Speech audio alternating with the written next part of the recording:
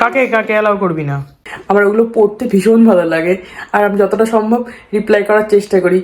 তাই ভাবলাম একটু এগ ফ্রাইড রাইস করে দিই ওকে। আর এই সামার টাইমটাতে কত রকমের যে বেরিয়ে পাওয়া যায় তার ঠিক নেই। আর 1 চামচ মতো হট চিলি সসও অ্যাড করেছি।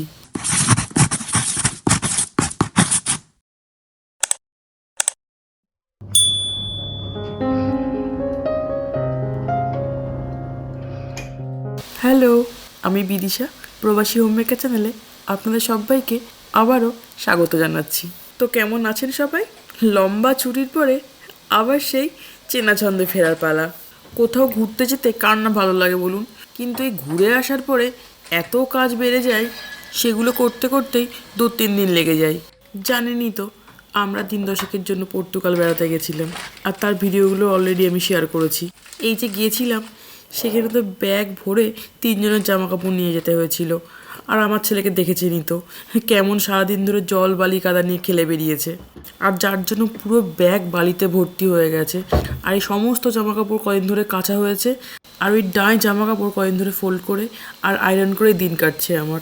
আর আশিস তো এমনিতে চোখের সামনে জিনিস থাকলেই খুঁজে পায় না, আর তার উপরে ফোল্ড করা জিনিসপত্র জায়গার জিনিস জায়গায় না রাখলে আরোই খুঁজে পাবে না।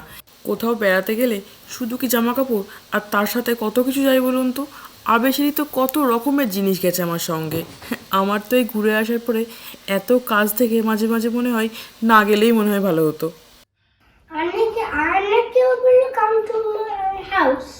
আচ্ছা ঠিক আছে, বলবি কাকে কাকে বলতে চাস, তোর বাড়িতে কাকে কাকে ডাকতে চাস? আর না জিওভানি, এ দুজন তো পাকা কনফার্ম সিট। আর কদিন পরে ওর স্কুলে সামার ভ্যাকেশন পড়বে, তাই বাবার সাথে বসে বসে এখন প্ল্যানিং চলছে কাকে কাকে ওর বাড়িতে এখন ইনভাইট করবে। ওকে অ্যালাউ করবে না আমার কাকে কাকে অ্যালাউ করবি না? মাসান মার্শালনকে অ্যালাউ করবি না? না কেন? ও ও ও মা ও ওনাকে বুদ্ধি করে সেই জন্য কেমন করে বুলি করে? ওর সাথে একবার বকবক শুরু করলে সারাদিন ধরে বকেই যাবে।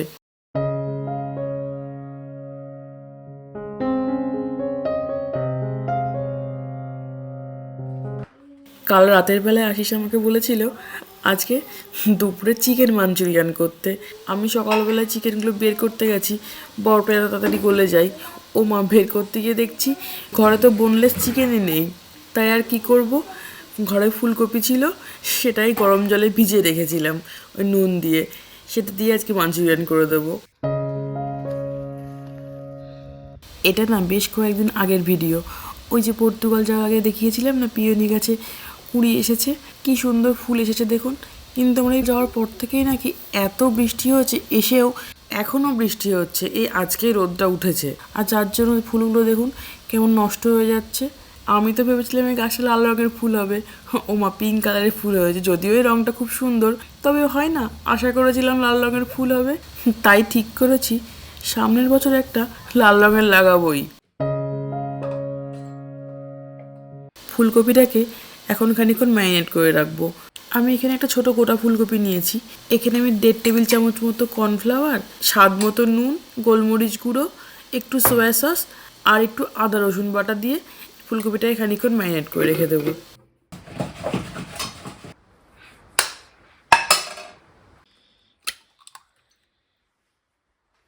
ফুলকপিটাকে ওদিকে খানিকক্ষণের জন্য ম্যারিনেট করে রেখে দিয়েছি। কালকে রাতে একটু ভাত বেঁচে গেছিলো, তাই ভাবলাম একটু এগ ফ্রাইড রাইস করে দিই ওকে।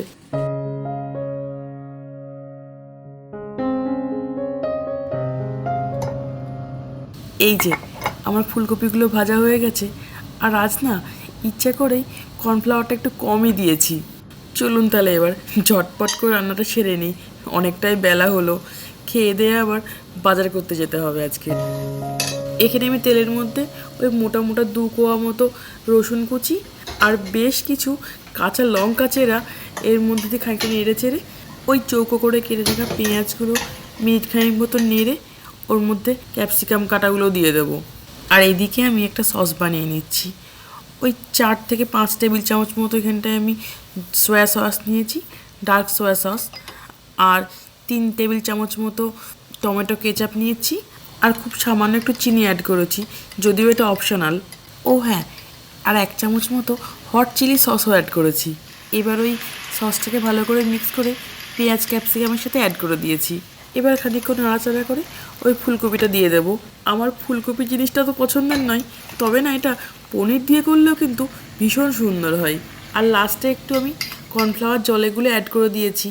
আর আমি না এতক্ষণ অবধি নুন দিইনি, কেননা অনেক রকমের সস পড়ছে তো, তাই জন্য একটু নুনটা বুঝে শুনেই দিতে হয়।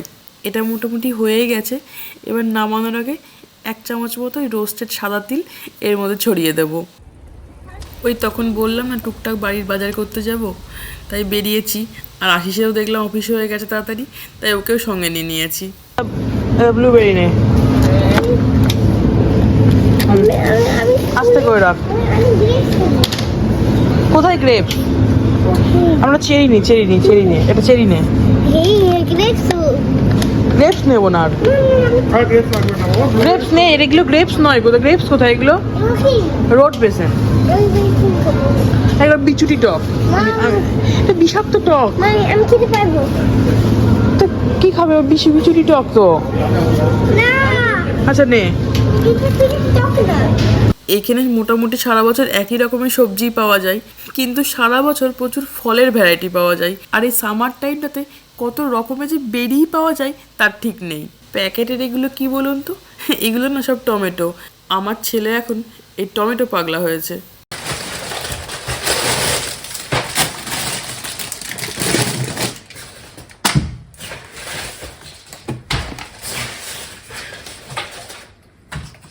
তখন বাজার করে আসার পরে আর ভিডিওটা কন্টিনিউ করা হয়নি।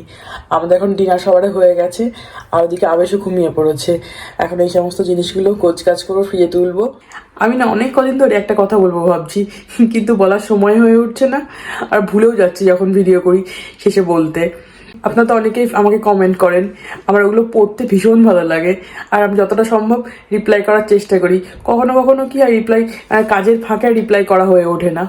তো আমি ভাবছি আপনারা তো অনেক কিছু প্রশ্ন করেন, তো আমার সম্বন্ধে আপনাদের যদি কিছু জানার থাকে তো কমেন্ট সেকশনে সেগুলো কোশ্চেনগুলো করবেন, আর র্যান্ডামলি কিছু প্রশ্ন তুলে শর্টস ভিডিওতে কিংবা বড় ভিডিও শেষে সেগুলো রিপ্লাই করব। চলুন তাহলে আজকের মতো ভিডিওটা এখানেই শেষ করছি। দেখা হচ্ছে খুব শিগগিরই আরও এক নতুন ভিডিওর সাথে। আর আজকে আমার এই ভিডিওটা কেমন লাগলো অবশ্যই কমেন্ট করে জানাবেন। অনেক বন্ধুরাই আছেন যারা ভিডিওটি দেখেন কিন্তু লাইক কমেন্ট কিংবা চ্যানেলটি আমার সাবস্ক্রাইব করেন না। তাদের জন্য রিকোয়েস্ট, প্লিজ চ্যানেলটি সাবস্ক্রাইব করে আর ফেসবুক থেকে দেখলে পেজটি ফলো করে সঙ্গে থাকবেন, তাহলে আমার ভীষণ ভালো লাগবে। আজকের মতো আসছি, টাটা।